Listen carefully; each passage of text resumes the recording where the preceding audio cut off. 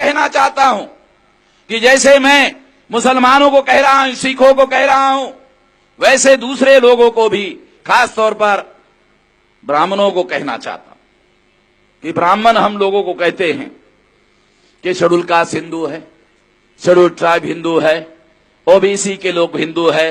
मैं ब्राह्मणों को चुनौती देता हूं, साबित करें कैसे हिंदू है। लोग कहते हैं नागपुर आरएसएस के लोगों का हेडक्वार्टर है, चलो चुनौती देते हैं। चलो इधर उधर चुनौती क्या देने का, अब आरएसएस का हेडक्वार्टर नागपुर है, चलो उनको ही चुनौती देते हैं। ब्राह्मणों को रिवाज है ये कहने का कि वो पंडित होते हैं। ब्राह्मण चाहे अनपढ़ हो, ब्राह्मण चाहे पढ़ा लिखा ना हो, फिर भी उसको पंडित कहने का रिवाज है। एक तो जवाहरलाल नेहरू को पंडित कहते थे और एक अनपढ़ ब्राह्मण है उसको भी पंडित कहते। मुझे तो आज तक समझ में नहीं आता पंडित शब्द का अर्थ क्या है। मैं तो ये मानता हूं कि विद्वान को पंडित कहते हैं। मैंने तो ये सुना, ये अभ्यास किया कि जो विद्वान होता है उसको पंडित कहते हैं, मगर एक तो जवाहरलाल को पंडित कहते हैं, दूसरे अनपढ़ ब्राह्मण को भी पंडित। मुझे तो समझ में नहीं आता पंडित शब्द का अर्थ क्या है। तो मैं ये ब्राह्मणों को चुनौती देता हूं कि वो साबित करे कि एससी एसटी ओबीसी के लोग हिंदू है, क्योंकि ब्राह्मणों के सारे शास्त्र मेरे पास है।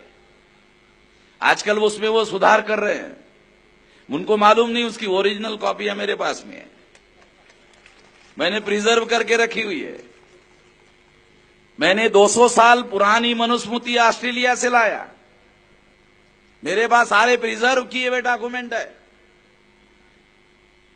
और उस डॉक्यूमेंट के आधार पर मैं बोल रहा हूं ब्राह्मणों के किसी भी धर्म ग्रंथ में कहीं पर भी ये लिखा हुआ नहीं है कि हम हिंदू है। कहीं पर भी नहीं लिखा हुआ है।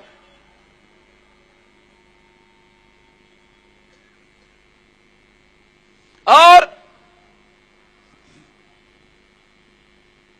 जब कहीं पर भी हिंदू लिखा हुआ नहीं है, ये बात मैंने पूना में कही थी और मैंने ये कहा था कि इस सवाल का जवाब देने के लिए किसी एससी एसटी ओबीसी के आदमी को, मेरे इस सवाल का जवाब देने के लिए एससी एसटी आदमी को मत भेजना, इसका जवाब ब्राह्मणों को देना होगा।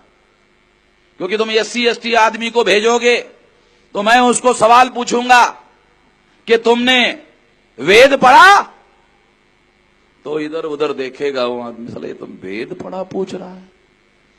तो मैं कहूंगा चलो कठिन सवाल पूछ दिया, अब तेरे को आसान सवाल पूछता हूं। वेद पढ़ा तो कठिन है, सवाल कठिन था, अब आसान कर दो। वेद को देखा?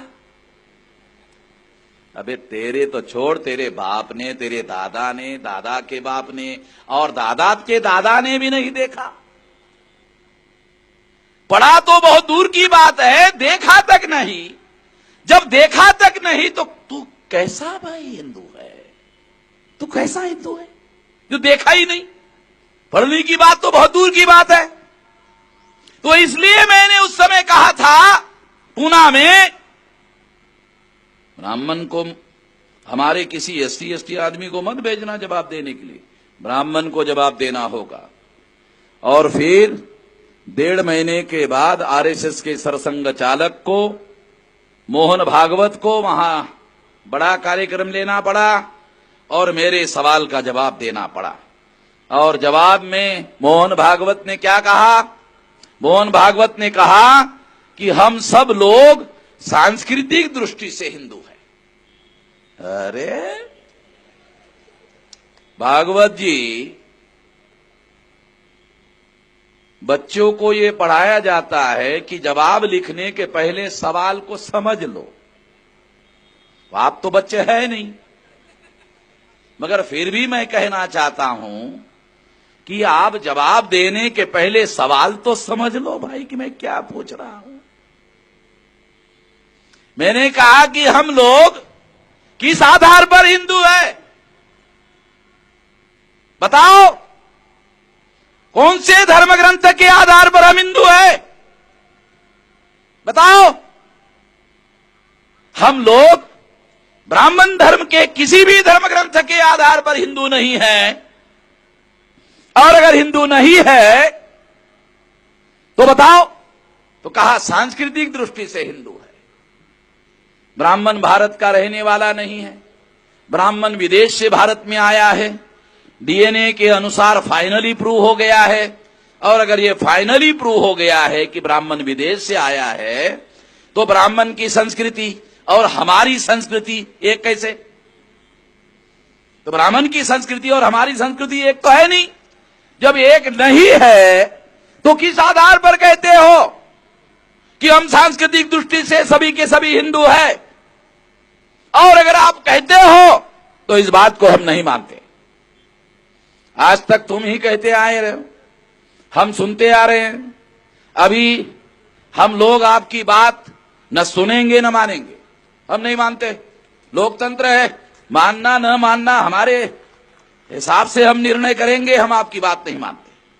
दिल्ली गया, दिल्ली में इनका जो सेक्रेटरी जनरल था भैयाजी जोशी, वहां उन्होंने भाषण दिया और भाषण में कहा हम हिंदू धर्मियों की बात नहीं कर रहे हैं, हम तो केवल हिंदू की बात कर रहे हैं।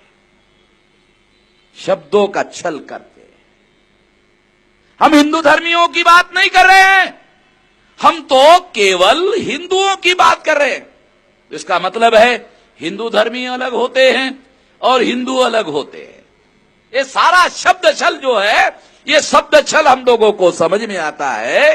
ये शब्द छल के जाल में अब हम फंसने वाले नहीं है।